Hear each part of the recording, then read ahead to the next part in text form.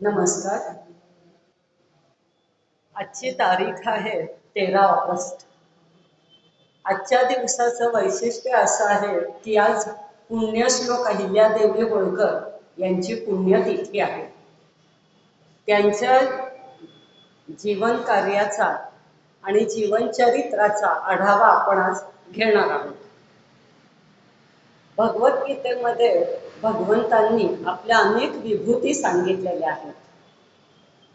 त्यामध्ये स्त्रियांमधल्या काही विभूती सांगताना त्यांनी 7 सद्गुणांचा उल्लेख केलाय आणि हे 7 सद्गुण ज्या स्त्रीच्या अंगी असतील ती स्त्री वंदनीय ठरेल असं मत व्यक्त केलेलं आहे.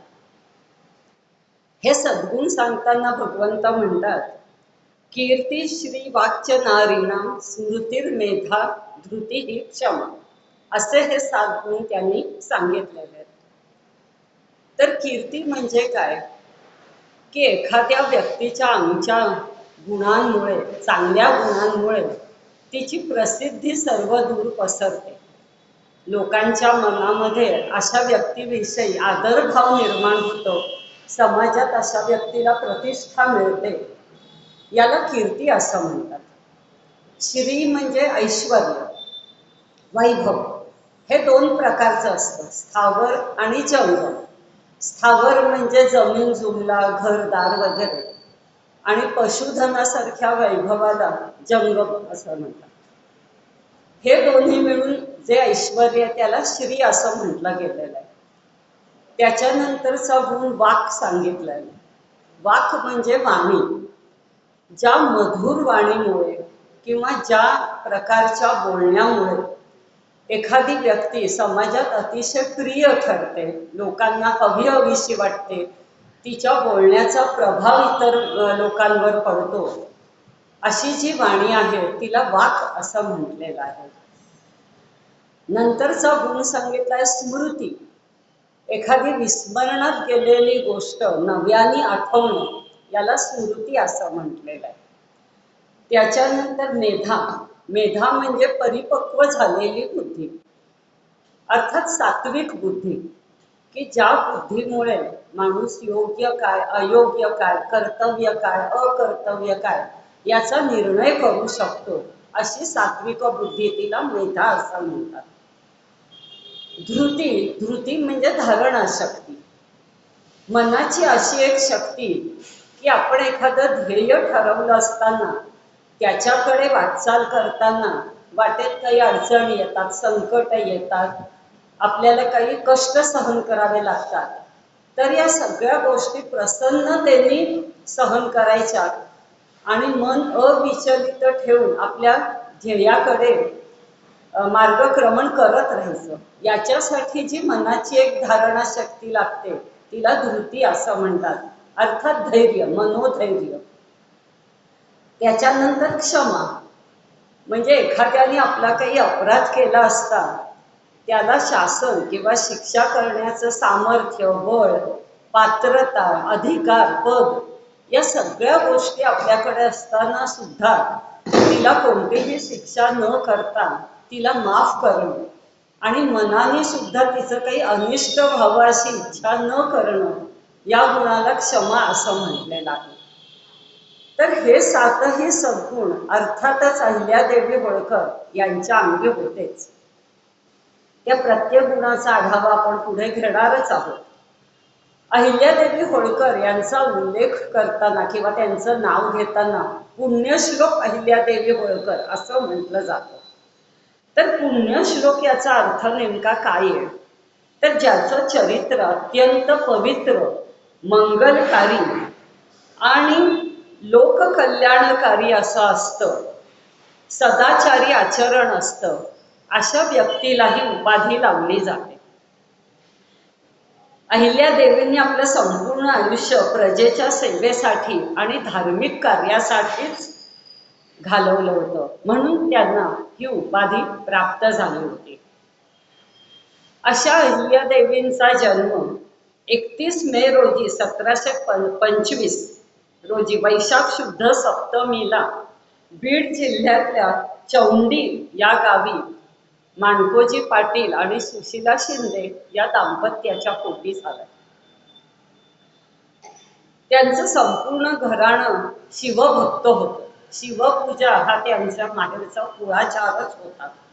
आणि त्याच्याप्रमाणे अहिल्यादेवी सुद्धा पहिल्यापासूनच शिवभक्त होत्या. रोज शिवाच्या मंदिरात जायचं, त्याची पूजा करायची. त्यांच्या वडिलांनी त्यांना एक वाक्य शिकवलं होतं की जे आपण घडवलंय त्याचं रक्षण प्रसंगी जीवाचं मोल देऊन सुद्धा केलं पाहिजे. आणि हे वाक्य अहिल्याबाईंच्या अगदी व्यवस्थित लक्षात होतं. एकदा काय झालं, असेच शिवपूजा करायला त्या मंदिरात गेल्या होत्या. तिथल्या शिवाची पूजा करून झाल्यावर जवळच वाळू होती, त्याच्यात त्यांनी त्या वाळूची शिवाची पिंड तयार केली आणि त्याची फूल वगैरे वाहून त्यांनी छान पूजा केली. तेवढ्यात त्यांना मागून घोड्यांच्या टापांचा आवाज आला. काही घोडेस्वार वेगाने दौडत त्यांच्याच दिशेने येत होते. छोट्या अहिल्याला, लहान होत्या त्या, अगदी एक 6-7 वर्षाच्या असतील. त्यांना भीती वाटली की आता या घोड्यांच्या टापाखाली आपली ही शिवाची पिंड जी आपण बनवली आहे ती बहुतेक या घोड्यांच्या टापाखाली जाणार. अतिशय निर्भीड स्वभाव होता, बिलकुल घाबरायच्या नाहीत त्या. आणि त्याच्यामुळे चक्क आपलं काय होईल याची पर्वा न करता त्या त्या केलेल्या शिवाच्या पिंडीवर ओढल्या झाल्या आणि त्या तिथनं मग ते घोडेस्वार निघून गेले. पण त्या पिंडीला त्यांनी काही होऊ दिलं नाही. इतकं त्यांचं धैर्य पाहून ही गोष्ट, ते जे घोडेस्वार होते ते बाजीराव पेशव्यांचे घोडेस्वार होते. बाजीराव पेशव्यांना जेव्हा ही गोष्ट कळली तेव्हा त्यांना या मुलीचं खूप कौतुक वाटलं आणि त्यांनी त्यांचे सेनापती इंदोरचे जे मल्हारराव होळकर त्यांना सांगितलं की तुम्ही या मुलीला तुमची सून करून घ्या. आणि त्याच्याप्रमाणे मल्हारराव होळकरांनी छोट्या अहिल्यासाठी तिच्या वडिलांकडे मागणी घातली आणि केवळ 8 वर्षाची असताना म्हणजे 1733 साली या अहिल्याचा विवाह मल्हारराव होळकर यांचे पुत्र खंडेराव होळकर यांच्याशी झाला आणि इंदोरच्या होळकर घराण्याची सून लक्ष्मी म्हणून त्यांनी गृहप्रवेश केला. अर्थातच प्रत्येक मुलीप्रमाणे त्यांच्याही डोळ्यात सुखी संसाराची स्वप्न होती. इतक्या प्रतिष्ठित घराण्यात आपला विवाह झालाय तर आपलं आता पुढचं आयुष्य अगदी सुखात जाणार असं त्यांना वाटत होतच म्हणजे, आणि त्याच्यात सुखही नव्हतं काय. परंतु त्यांचं वैवाहिक जीवन जर पाहिलं तर ते अत्यंत निराशाजनक गेलं. त्यांचे पती खंडेराव होळकर अतिशय दुर्वर्तनी असे होते, बाहेर ख्याली होते, व्यसनी होते, दारूच्या नशेत सतत ते असायचे. असा पती मिळाल्यावर अहिल्याचा फारच मोठा अपेक्षाभंग झाला.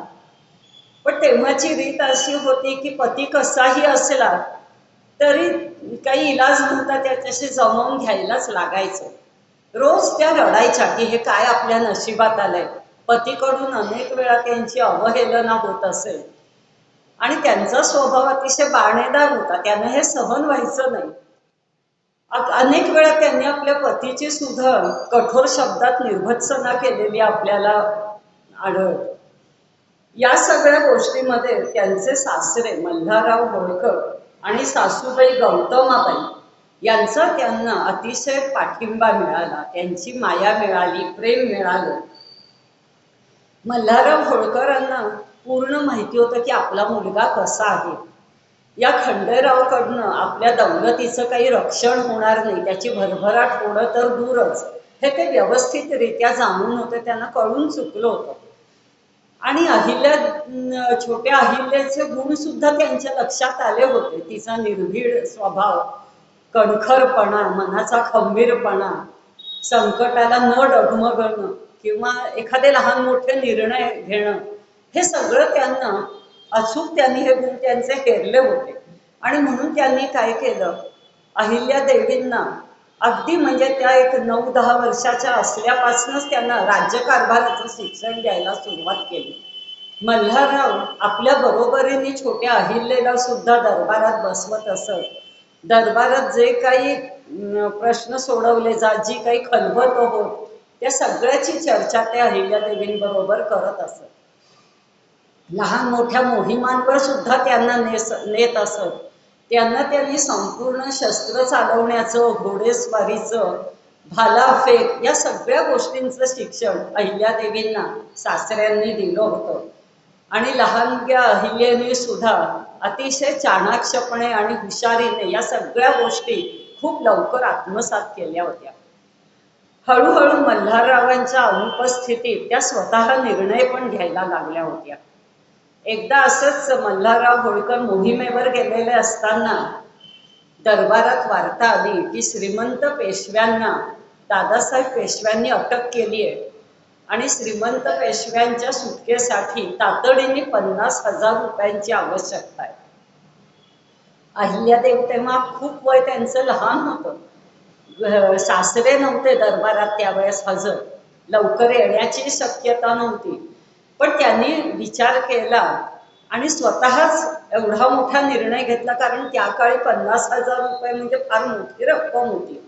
पण त्यांनी स्वतः जबाबदारीने निर्णय घेतला आणि तातडीने 50,000 रुपयांची मदत श्रीमंतांच्या सुटकेसाठी त्यांनी पुण्याला पाठवून दिली होती. अर्थातच मल्हारराव होळकर परत आल्यानंतर त्यांना ही गोष्ट कळली आणि आपली निवड अचूक असल्याचं समाधान त्यांना वाटलं. त्याच्यानंतर 1754 साली कुंभेरीचं युद्ध झालं. त्याचं कारण असं होतं की दादासाहेब पेशव्यांनी कुंभेरीतला जे सूरजमल जाट होते त्यांच्याकडे खूप मोठी खंडणी मागितली. अर्थातच सूरजमलने त्याला नकार दिला आणि त्याच्यामुळे दादासाहेबांनी त्याच्याशी युद्ध करायचं ठरवलं. मोहीम आखली त्याच्या विरुद्ध. त्या मोहिमेवर अर्थातच त्यांचे सेनापती मल्हारराव होळकर होते आणि त्यांचे पुत्र खंडेराव होळकर हे सुद्धा होते. पण त्या मोहिमेवर असताना सुद्धा खंडेराव सतत दारूच्या नशेतच असत. त्यांचं लक्ष म्हणावं तसं या मोहिमेकडे किंवा या युद्धामध्ये किंवा त्याच्यासाठी काय रणनीती आखायची या गोष्टींकडे अजिबातच नसायचं. फारसा विचारही ते करत नसत. मनात आलं की ती गोष्ट करून टाकायची असं त्यांचं होतं. तर असंच त्या किल्ल्याच्या आजूबाजूला जवळपासच यांचे तंबू होते सगळे. एका रात्री खंडेरावच्या मनात आलं आणि त्यांनी आपली थोडीफार फौज घेतली बरोबर. दारूच्या नशेत होते ते खरं म्हणजे. आणि मोर्चाकडे कूच केलं त्यांनी. तिकडे किल्ल्यावर तर सगळी फौज त्यांची सज्ज होती सूरजमलची. त्यांनी यांच्यावर गोळीबार केला. त्या गोळीबारातच खंडेराव जायबंदी झाले आणि त्याच्यातच त्यांचा मृत्यू सुद्धा झाला. अहिल्यादेवी सुद्धा त्यावेळेस त्या मोहिमेवर त्यांच्या बरोबर होत्या. इकडे ही वार्ता कळल्यानंतर अहिल्यादेवींच्या सवती सुद्धा पुष्कळ होत्या. जवळजवळ 13-14 सवती त्यांना होत्या. अर्थात त्यावेळेस तसा रिवाज सुद्धा होता, कुणाला काही त्याच्यात वाटतही नसेल. आणि मग या खंडेरावांचा मृत्यू झाल्यानंतर त्या सगळ्या 13-14 जणी ज्या सवती होत्या त्यावेळेस सती जाण्याची प्रथा होती. तर त्या आपल्या पतीबरोबर सती गेल्या. इकडे अहिल्यादेवींनी सुद्धा त्या प्रथेप्रमाणे सती जाण्याची पूर्ण तयारी केली आणि त्या चितेकडे जात असताना मल्हाररावांनी म्हणजे त्यांच्या सासऱ्यांनी त्यांना अडवलं. त्यांनी यांच्या खूप विनवण्या केल्या. अक्षरशः अहिल्यादेवींचे पाय सासऱ्यांनी धरले आणि ते त्यांना म्हणाले की तू जर आत्ता सती गेलीस तर या दौलतीचं सांभाळ माझ्या पश्चात कोण करेल, कोण सांभाळेल ही सगळी दौलत. तर तू माझी विनंती मान्य कर आणि सती जाऊ नकोस. या सगळं राज्यकारभाराची भिस्त मी तुझ्यावर टाकणार आहे. शेवटी सासऱ्यांच्या विनंतीला त्यांनी मान दिला आणि त्यांनी सती जाण्याचा आपला निर्णय रद्द केला. अर्थात त्या काळात असा धाडसी निर्णय घेणं म्हणजे खूपच मोठा निर्णय होता. हा कठीण गोष्ट होती. पण अहिल्यादेवींनी ती गोष्ट आपल्या सासऱ्यांसाठी आणि आपल्या दौलतीच्या रयतेसाठी केली होती. त्यांना मुक्ता नावाची एक कन्या होती आणि मालीराव नावाचा एक पुत्र होता. आता त्यांच्या पतीच्या निधनानंतर त्यांनी धगधगीत वैराग्य धारण केलं होतं, शुभ्र वस्त्रांचा अंगीकार केला होता. कायम त्यांनी आयुष्यभर फक्त शुभ्र वस्त्रच वापरली. दरबारात बसताना सुद्धा पांढरी गादी असे आणि त्याच्यावर पांढऱ्याच रंगाची घोंगडी असेल आणि त्याच्यावरच त्या बसायच्या. असं त्यांनी वैराग्य धारण केलं होतं. पण तरी सुद्धा वैयक्तिक दुःखापेक्षा राज्यकारभार कसा नीट चालेल याच्याकडे त्या जास्त लक्ष देत असत. आता त्यांची भिस्त सगळी आपला पुत्र मालीराव याच्यावर होती की त्यांनी आता दौलतीचं राज्यकारभार सगळा सांभाळावा, जबाबदारीने वागावं अशी अपेक्षा होती. पण हा पुत्र मालीराव जो होता तो सुद्धा अगदी वडिलांसारखाच व्यसनी होता, दुर्वर्तनी होता. म्हणजे त्याची असे गोष्ट सांगतात की त्याला शिकवायला जे गुरु यायचे त्यांच्या महालात, तर त्याच्या जोड्यांमध्ये कुठे विंचू लपवून ठेव अशा काहीतरी खोड्या तो काढत असेल. आणि मग ते घाबरायचे आज गुरुजी की याला त्याची खूप मजा वाटत असे, तो हसत असे जोरजोरात. असं विचित्र विकृत स्वभावाचा तो होता. अर्थात अहिल्यादेवींनी अनेक वेळा त्याला यासाठी शिक्षा पण केली होती, अगदी चापकाचे फटके सुद्धा दिले होते, पण मालीराव काही सुधारला नाही. पुढे 1766 मध्ये मल्हाररावांचा मृत्यू झाला आणि एक मोठा आधार इंदोरच्या संस्थानाचा हरपला होता. मल्हाररावांच्या मृत्यूनंतर अर्थातच पेशव्यांनी या सुभेदारीची वस्त्र मालीरावाला दिली. तो सुभेदारीची वस्त्र त्यांना देण्याचा जो समारंभ होता तेव्हा सुद्धा मालीराव असाच वागला होता. त्या प्रसंगी तिथे जे सुभेदारीची वस्त्र देण्यासाठी राजपुरोहित आले होते दरबारात, त्यांच्या शालजोडी त्यांनी इंगळी लपवून ठेवली आणि ते जेव्हा घाबरले तेव्हा त्याचा आनंद याने साजरा केला होता. इतका वाईट होता हा मालीराव.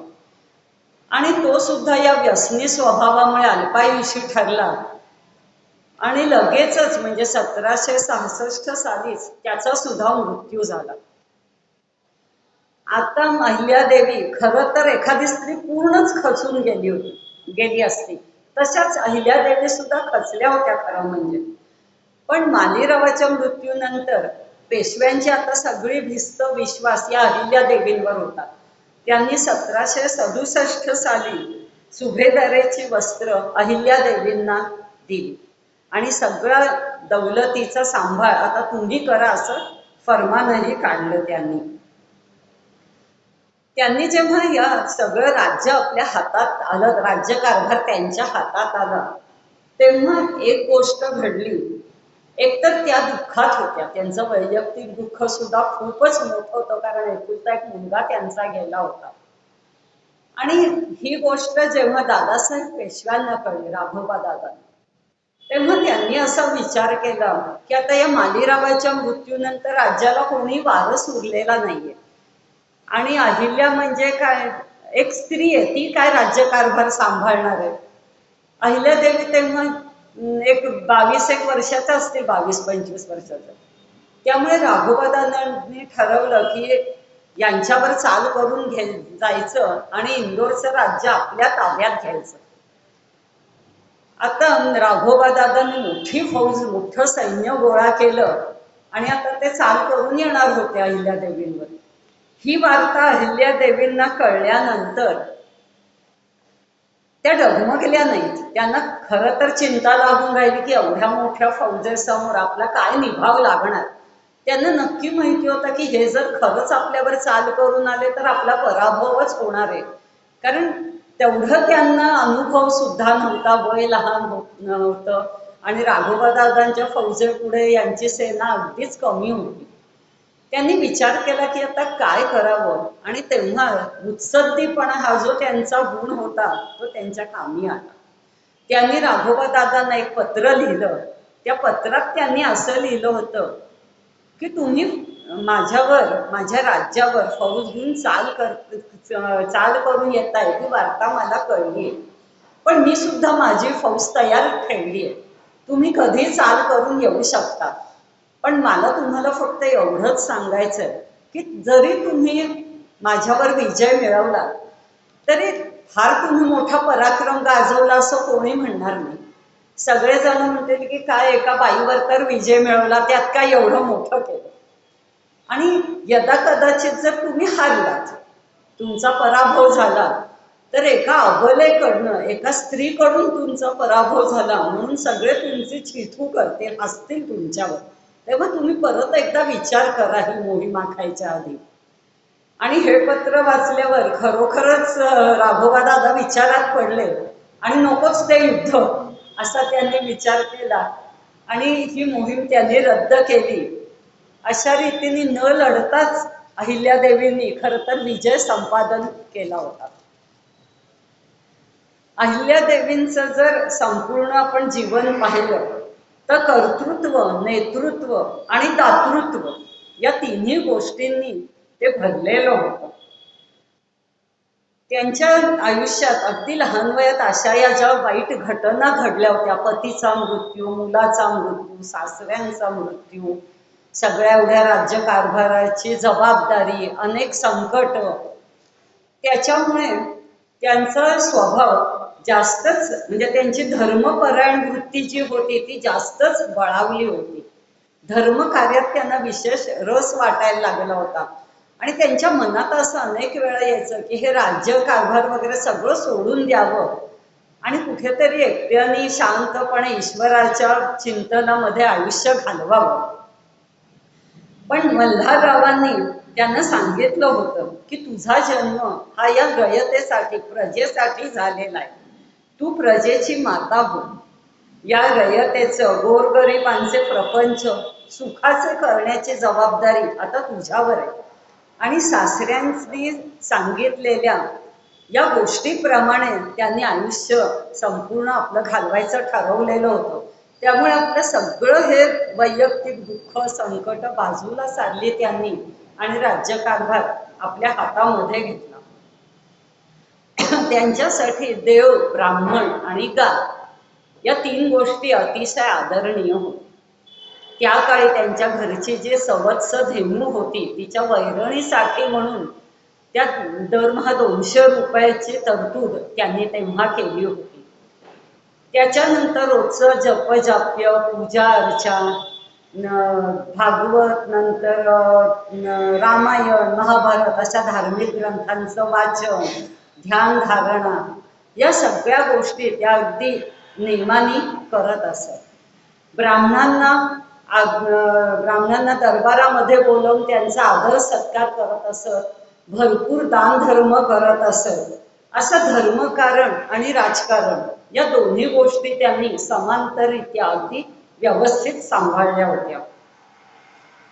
नाशिक, चित्रकूट, अयोध्या, उज्जैन, सोरटी, सोमनाथ इथल्या अनेक मंदिरांचा त्यांनी जीर्णोद्धार केला होता. तिथे पूजेची व्यवस्था केली होती, पुजाऱ्यांच्या उदरनिर्वाहाची व्यवस्था केली होती. आज सुद्धा सोरटी सोमनाथ इथे मुख्य जे देऊळ आहे त्याच्या शेजारी अहिल्यादेवींनी जे एक शिवाचं मंदिर बांधलंय ते आहे आणि लोक तिथे सुद्धा दर्शनाला जातात.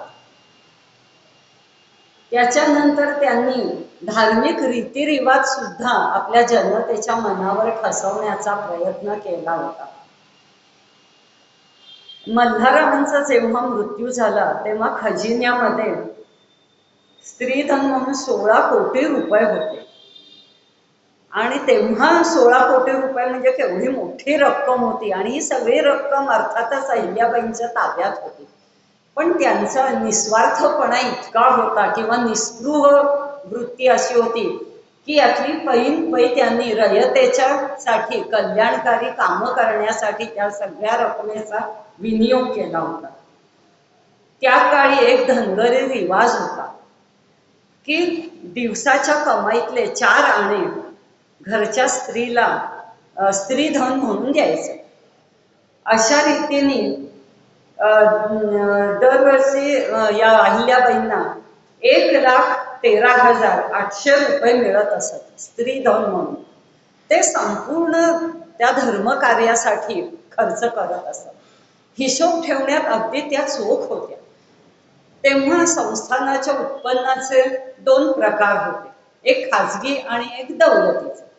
मग दौलतीचा संपूर्ण पैसा त्या राज्यकारभाराचे जे काही खर्च असतील त्याच्यासाठी वापरायच्या आणि खाजगी जे काही उत्पन्न असेल ते संपूर्ण धर्मकार्यासाठी त्या वापरायच्या आणि त्याचा पैसा त्या हिशोब लिहून ठेवत असत. समर्थांची जी वृत्ती आहे, मांडिली मोडिली क्षेत्रे आनंद भुवनी, याचा प्रत्यय त्यांच्याकडे पाहून येतो. त्यांनी आपल्या प्रजेसाठी आणि विशेष करून स्त्रियांसाठी खूप मोठं योगदान दिलेलं आहे. त्यांनी माहेश्वरी येथे प्रतिज्ञा केली होती. राज्य जेव्हा त्यांच्या हाती आलं तेव्हा माहेश्वरी जाऊन त्यांनी आपली राजधानी इंदोरून महेश्वरला हलवली आणि तिथे त्यांनी एक शिवाच्या मंदिरात जाऊन प्रतिज्ञा केली की माझा जन्म हा केवळ प्रजेच्या सुखासाठी झालाय. प्रजेला सुखी करणं हे माझं आयुष्यभराचं कर्तव्य आहे आणि ईश्वराने ही जबाबदारी माझ्यावर सोपवलेली आहे. मी माझ्या अधिकाराखाली इथे जे काही करते त्या प्रत्येक कृत्याचा जाग मला ईश्वराला द्यायला लागणार आहे. आणि या प्रतिज्ञेला त्या आयुष्यभर जागल्या. म्हणजे त्यांचं आयुष्य म्हणजे भगवद्गीतेत जसं म्हटलंय, यत् करोषि यदश्नासी यज्जु होषि ददासी यत् तपस्यसि कौंतेय तत्पुरुषव मदर्पण. म्हणजे भगवंतांनी अर्जुनाला सांगितलं होतं की तू जे जे काही करतोस, अगदी जे खातोस, जे तप करतोस, जे दान करतोस, जी काही पुण्यकर्म तू करतोस ती सगळी तू मला अर्पण कर. आणि अहिल्या देवींचं सुद्धा अगदी तसंच होतं. हे सगळं मी करत नाहीये, तर परमेश्वर माझ्याकडून करून घेतोय अशी त्यांची वृत्ती होती.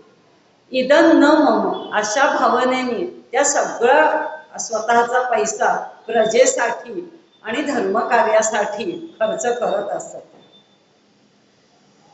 प्रजेसाठी त्यांनी केलेली कामं तर खूप आपल्याला माहिती आहे की जागोजागी त्यांनी मंदिरांचा जीर्णोद्धार केलाय. त्याच्यानंतर पहिल्यांदा त्यांनी राज्यकारभार हातात आल्यानंतर संरक्षण व्यवस्था भक्कम करायचं ठरवलं होतं आणि त्याच्यासाठी अनेक गड किल्ले त्यांची डागडुजी करून घेतली, तिथे पहारे बसवले आणि संरक्षण व्यवस्था भक्कम केली. मल्हारराव होळकरांच्या हयातीत त्यांच्या मार्गदर्शनाखाली त्या काळी म्हणजे 18व्या शतकात ग्वाल्हेरला त्यांनी तोफा करण्याचा कारखाना पहिला सुरू केलेला होता. म्हणजे आत्मनिर्भर आपण हल्ली म्हणतो की भारत आत्मनिर्भर झाला पाहिजे, त्याचा पाया त्यांनी 18व्या शतकातच घातला होता. त्याच्यानंतर जेव्हा पानिपतचं युद्ध झालं होतं तेव्हा हजारो सैनिक पाणी न मिळाल्यामुळे मृत्युमुखी पडले होते आणि ही गोष्ट अहिल्यादेवींच्या मनाला फार लागली. म्हणून त्यांनी ठिकठिकाणी विहिरी हाणल्या आणि या विहिरी सुद्धा कशा होत्या तर पाय विहिरी होत्या आणि प्रत्येक मैल 1.5 मैल अंतरावर त्यांनी या पायविहिरी खोदल्या होत्या की तिथनं जाणारे जे लोक असतील, यात्रेकरू असतील, वाटसरू असतील, त्यांना पाण्यापर्यंत किंवा स्त्रिया पाणी भरायला यायच्या तर त्यांना त्या पाण्यापर्यंत सहज पोचता यावं म्हणून त्या विहिरीला पायऱ्या त्यांनी केल्या होत्या. आणि आज सुद्धा अशा विहिरींना अहिल्या देवीची बारव असं तिथे त्या गावात म्हटलं जातं. नंतर महिलांसाठी त्यांनी अनेक कुटीर उद्योग सुरू केले होते. महिलांच्या शिक्षणासाठी विशेष व्यवस्था केली होती. आणखीन त्यावेळेस एक अशी पद्धत होती की एखादी जर विधवा स्त्री असेल तर तिला पुत्र जर दत्तक घ्यायचा म्हटलं तर त्याच्यासाठी अधिकाऱ्यांना खूप मोठी रक्कम लाच म्हणून द्यावी लागत असे. ही गोष्ट जेव्हा अहिल्यादेवींना कळली तेव्हा त्या जिथे जिथे असं विधवा स्त्री दत्तक घेत असेल त्या दत्तक समारंभाला स्वतः जातीने हजर राहत असत आणि त्या स्त्रीला मोठा आहेर वगैरे करत असत आणि त्याच्यामुळे अधिकाऱ्यांवर सुद्धा इतका वचक बसला आणि ही जी अनिष्ट प्रथा होती ती बंद झाली. तसंच त्यांनी सती प्रथेविरुद्ध सुद्धा खूप काही करायचा प्रयत्न केला. पण त्यांच्या हयातीत त्यांच्या या प्रयत्नाला काही यश आलं नाही. त्यांची स्वतःची मुलगी जी मुक्ता, तिने सुद्धा तिचा पतीचं मृत्यू झाल्यानंतर ती मुक्ता सुद्धा त्यांच्या डोळ्या देखतच सती गेलेली त्यांनी पाहिली आणि हे शल्य मात्र त्यांना अगदी शेवटपर्यंत पोचत राहिलं होतं. त्यांनी अनेक नद्यांवर अनेक घाट बांधले, त्याचं सुशोभीकरण सुद्धा केलं आणि त्याच्यामुळे हजारो हातांना काम मिळण्याची सुद्धा व्यवस्था झाली. त्याच्यानंतर पुणे इंदोर टपाल सेवा त्यांनी त्या काळी सुरू केली होती. दळणवळणाची त्या काळी विशेष अशी साधनं नव्हती. त्यावेळेस त्यांनी कलकत्ता ते काशी असा रस्ता बांधला होता आणि लोकांची जाण्या येण्याची सोय केली होती. त्याच्यानंतर जागोजागी रस्त्यांवर ओटे बांधले होते, उंच ओटे बांधले होते. त्याला तकिये असं म्हणत. हे कशासाठी? तर जे हमाल लोक असत किंवा जड अवजड सामान नेणारी लोक असत, त्यांना उभ्या उभ्या ते सामान त्या ओट्यांवर टेकवता यायचं आणि 5 मिनिटं काही ना विश्रांती घेता यायची. म्हणजे इतकं तळागाळातल्या लोकांकडे त्यांचं बारीक लक्ष होतं आणि त्यांना सगळ्या सोयी सुविधा मिळाव्यात याच्यासाठी ते कायम प्रयत्न करत असत. त्याच्यानंतर त्यांनी स्त्रियांना म्हणजे शाळेचं शिक्षण तर दिलं, पुस्तकी शिक्षण तर दिलंच, पण त्याच्याबरोबर शस्त्रास्त्र चालवण्याचं शिक्षण सुद्धा दिलं.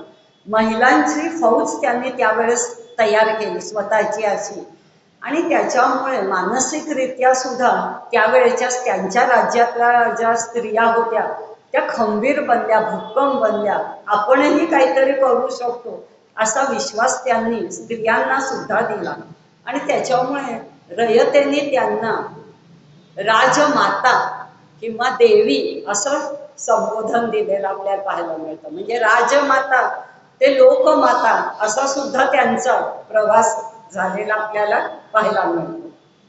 त्याच्यानंतर त्यांनी केलेलं मुख्य काम म्हणजे राज्याला उत्पन्न मिळावं म्हणून प्रजेकडून कर वसुली तर करायची, पण त्याच्यासाठी कोणताही धाकधपटशा करायचा नाही असे स्पष्ट आदेश त्यांनी अधिकाऱ्यांना दिले होते.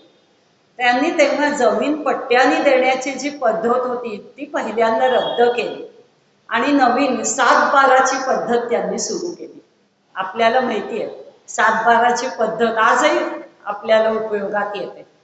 तर 7/12 पद्धत म्हणजे नेमकं काय आहे?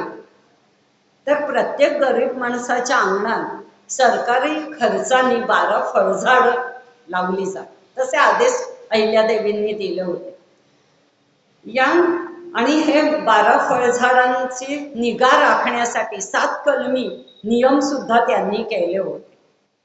याच्यापैकी असं होतं की या 12 झाडांपैकी 7 झाडांचं उत्पन्न त्या फळांपासून जे येईल ते त्या गरीब माणसाने घ्यायचं आणि 5 झाडांच्या फळांचं उत्पन्न सरकारी दफ्तरात, सरकारी ऑफिसमध्ये जमा करायचं.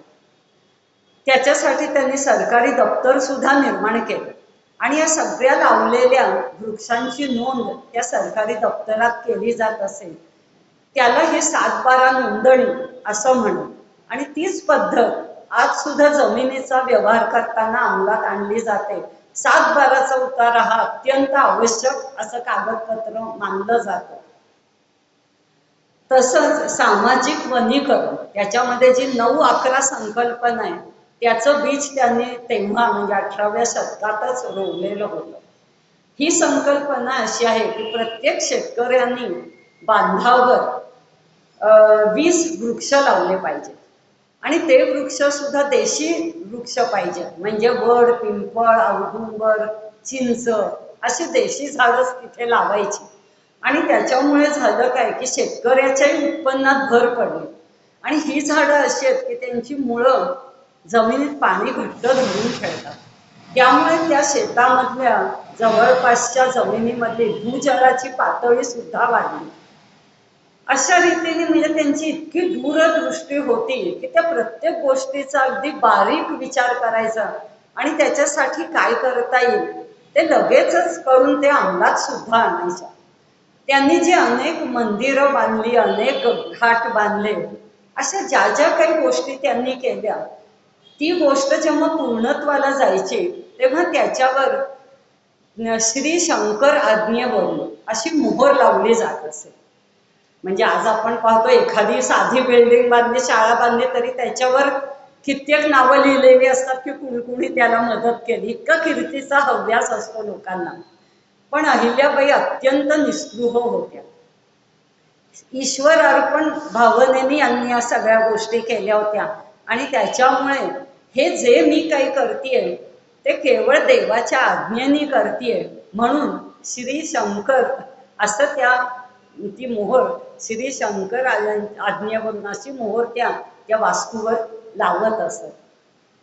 त्याच्यानंतर सामाजिक वनीकरण आपण पाहिलं, 7-12 उतारा आपण पाहिला. त्या स्वतः राज्यातली सगळी खबरबात कळावी म्हणून त्यांनी अनेक हुशार वकिलांची तर नेमणूक केलीच होती. गुणग्राहकता हा त्यांचा आणखीन एक विशेष गुण होताच. पण त्याचबरोबर अनेक वेळा त्या स्वतः चहूबाजूला आपल्या राज्यामध्ये स्वतः घोडेस्वारी करत आणि राज्याची माहिती घेत असत. म्हणजे पूर्वीच्या काळी जसं राजे लोक वेश बदलून जात असत राज्यांमध्ये, तसं या स्वतः सगळीकडे जात आणि राज्यात कुठे काय चाललंय याची खबरबात घेत. म्हणजे जरी प्रत्येक कामासाठी अधिकारी आणि लोक नेमले होते, तरी जातीने प्रत्येक गोष्टीकडे त्या लक्ष देत असत. राज्यकारभार सुरळीत चालावा म्हणून मल्हारराव होळकरांचे जे दत्तक पुत्र होते तुकोजीराव होळकर, त्यांच्याकडे त्यांनी संपूर्ण फौजेचा कारभार सोपवला होता. पण या तुकोजीरावांकडे सुद्धा त्यांचं बारीक लक्ष असायचं की फौजेचा कारभार नीट चाललाय की नाही, कुठल्या मोहिमा त्या आखतायत, त्याच्यासाठी काय खलबत चालू आहे, प्रत्येक गोष्ट त्यांना माहिती असायची. अशी राजकीय प्रगल्भता सुद्धा त्यांच्याकडे होती. देशकाल परिस्थितीचं उत्तम ज्ञान त्यांना होते. इंग्रज तेव्हा भारतामध्ये जम बसवण्याच्या प्रयत्नात होते. तेव्हा या इंग्रजांचं पारिपत्य करायचं तर सर्वांनी एकत्र येण्याची गरज आहे, असा सल्ला त्यांनी नानासाहेब फडणवीसांना दिला होता आणि त्यांनी सुद्धा त्याच्यावर विचार केलेला होता. पेशव्यांवरची त्यांची निष्ठा खूपच जास्त होती आणि पेशव्यांना सुद्धा ही गोष्ट माहिती होती. पेशव्यांच्या कागदपत्रात गंगाजळ निर्मळ मातोश्री असा अहिल्यादेवींचा उल्लेख केला जात असे. रावेरखेडा येथे थोरल्या बाजीरावांची समाधी होती. त्याची काहीशी दुरावस्था झाली होती. तेव्हा अहिल्यादेवींनी त्याचं परत व्यवस्थित त्याची डागडुजी केली समाधीची आणि तिथे कायम पूजेची व्यवस्था केली.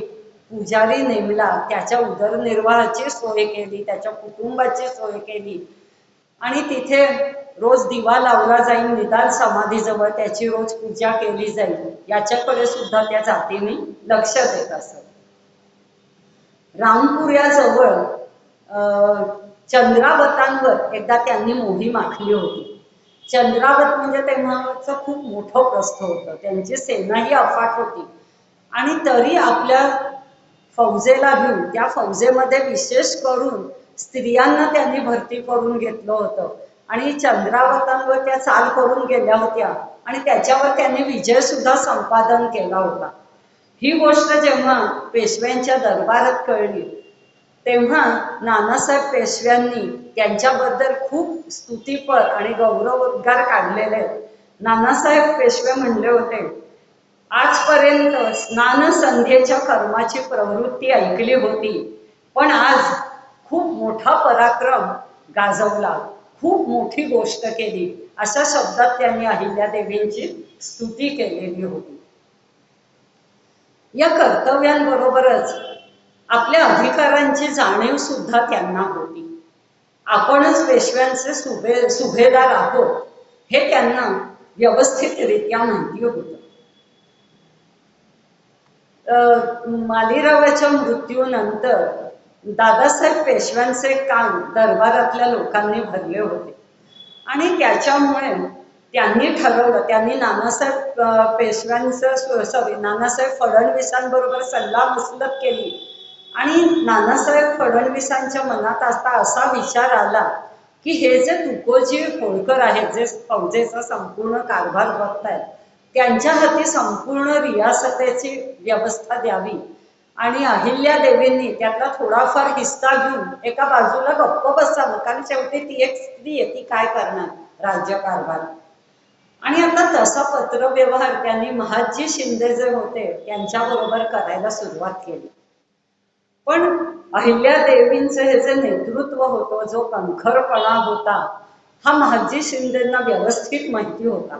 आणि त्याच्यामुळे त्यांनी नाना फडणवीसांना जे पत्र लिहिलं होतं त्याच्यात महादजी शिंदेंनी असं लिहिलं होतं की तुम्ही अगदी 5,000ची फौज घेऊन जरी अहिल्या देवींवर तुम्ही मोहीम आखली, त्यांच्या विरुद्ध चाल करून आला त्यांच्यावर, तरी ही स्त्री डगमगणार नाही, तुमचा नक्की पराभव केला करेल. आणि महादजी शिंदेनी नाना फडणवीसांना असं लिहिलं होतं की या स्त्रीकडे तुमच्यापेक्षा जास्त बुद्धी आहे आणि पैसा सुद्धा आहे, वैभव सुद्धा आहे आणि अनेक विश्वासू सेवक आहेत जे त्यांच्या फौजेमध्ये आहेत. तर तुम्ही असा विचार सुद्धा करू नका की एकटी महिला काय करेल. आणि अशा रीतीने त्यांनी आपल्या दौलतीचा समर्थपणे सांभाळ केलेला होता. अनेक गुणी माणसांची दरबारात वर्दी लावलेली होती आणि दौलती विरुद्धची अनेक कट कारस्थानं त्यांनी मोडून काढली होती.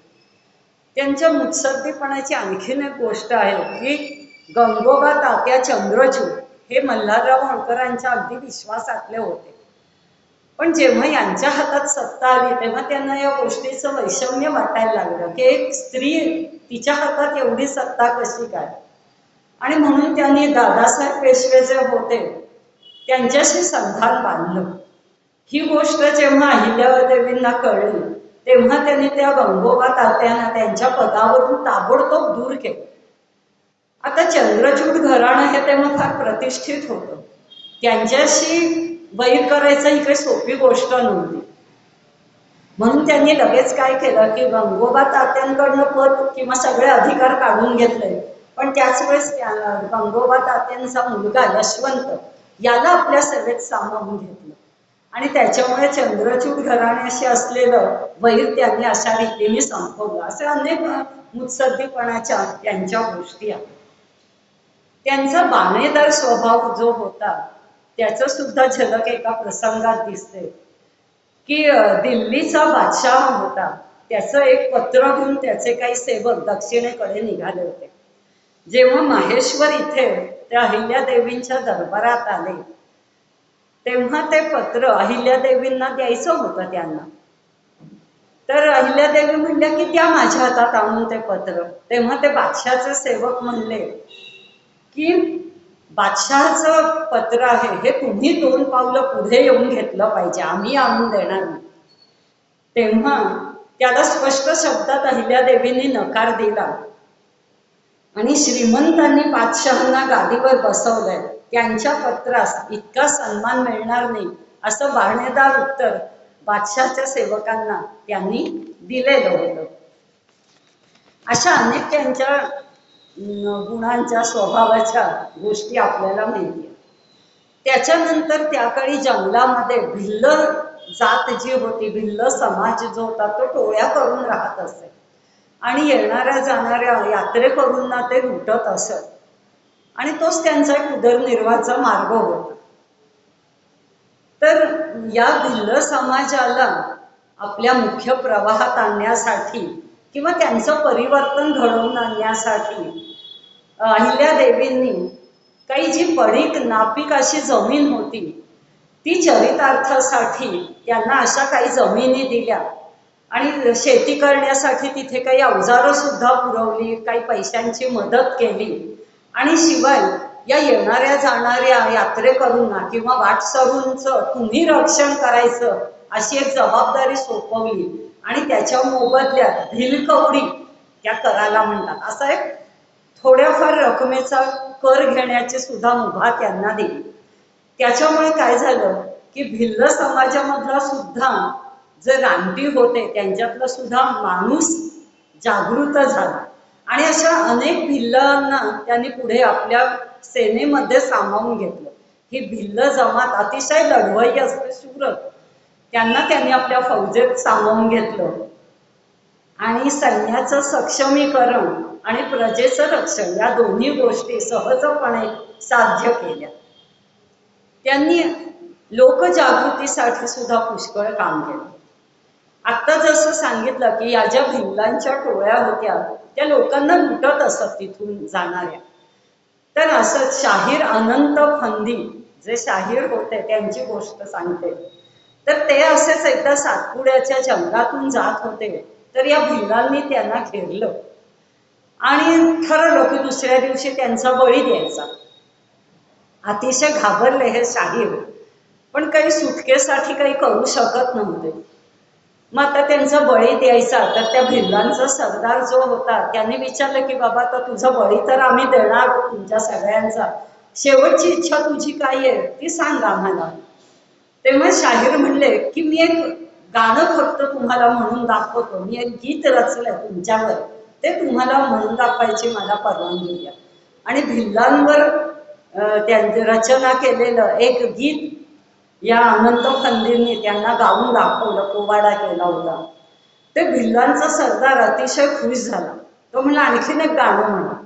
त्याबरोबर या अनंत फंदींनी अहिल्या देवींवर एक पोवाडा रचला होता, तो त्या भिल्लांना म्हणून दाखवायला सुरुवात केली.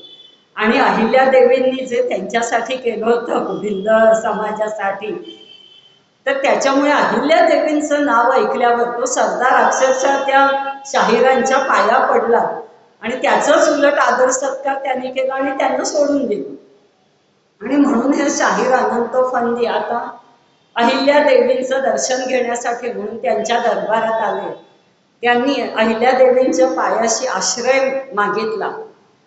तेव्हा अहिल्या देवीने त्यांना सांगितलं की तुम्ही हे जे ते लावण्या वगैरे करायचे, तमाशा वगैरे सुद्धा मध्ये त्यांचा तमाशाचा फड वगैरे असायचा, तर तुम्ही आता हे काम सोडून द्या अशी त्यांना आज्ञा केली.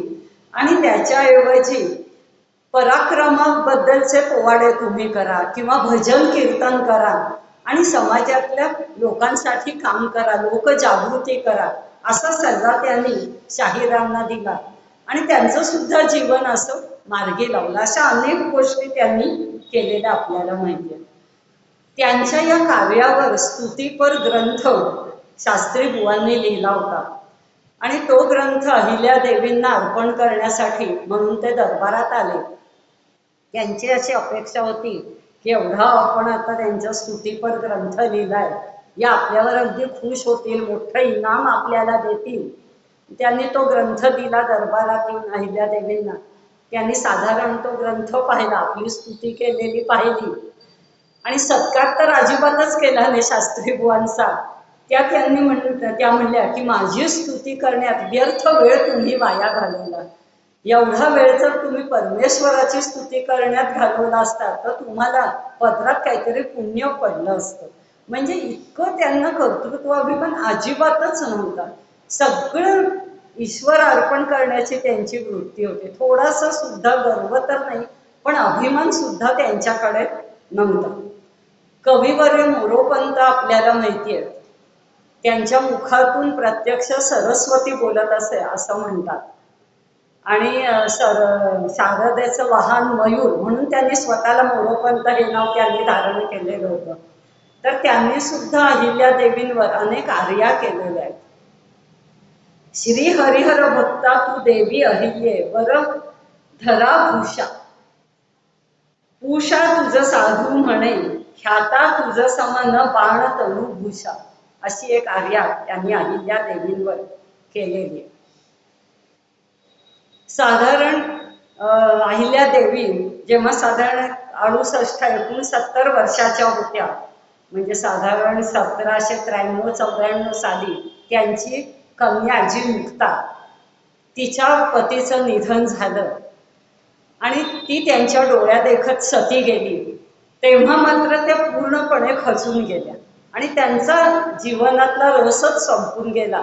आता कशासाठी जगायचं असं त्यांना वाटायला लागलं आणि त्या रोज देवाकडे एकच प्रार्थना करू लागल्या की परमेश्वरा, आता मी थकली आहे, आता माझ्याच्याने हा गाडा ओढला जात नाहीये, तर मला तुमच्याकडे बोलवून घ्या. आणि जणू काही परमेश्वराने त्यांची इच्छा ऐकली, त्यांचं गाऱ्हाणं ऐकलं. आणि श्रावणवद्य चतुर्दशी 13 ऑगस्ट 1795 या दिवशी त्यांचा मृत्यू झाला किंवा महानिर्वाण झालं असं आपण म्हणू शकतो. इंग्रजी लेखक लॉरेन्स म्हणून जो होता त्यांनी मार्गारेट एलिझाबेथची अहिल्यादेवींची तुलना केलेली आहे. आणि त्यांनी जे पुस्तक लिहिलंय त्याच्यामध्ये लॉरेन्स यांनी लिहून ठेवलंय की जगातील महान स्त्रियांच्या जेव्हा इतिहास लिहिला जाईल तेव्हा अहिल्यादेवी होळकर यांचं नाव प्रथम स्थानी लिहिलं जाईल. म्हणजे केवळ त्यांचं राज्य नाही तर देश पण नाही तर जगभरातली लोक त्यांना इतकं मान देत असत. असं त्यांचं एखादं तपस्वी आणि स्थितप्रज्ञाप्रमाणे जीवन होतं. त्याच्यामध्ये कर्मयोग, ज्ञानयोग, भक्तियोग हे जे परमेश्वराकडे जाण्याचे मार्ग भगवद्गीतेत सांगितले आहे त्या तिन्ही मार्गांचं एकत्रीकरण झालेलं आपल्याला पाहायला मिळतं. त्यांचं जीवन म्हणजे जगभरातल्या राज्यकर्त्यांसाठी एखाद्या दीपस्तंभाप्रमाणे ठरलेलं आहे. अशा अहिल्यादेवींना आपण आज प्रणाम करूया. जय भारत, जय हिंद, जय श्रीराम.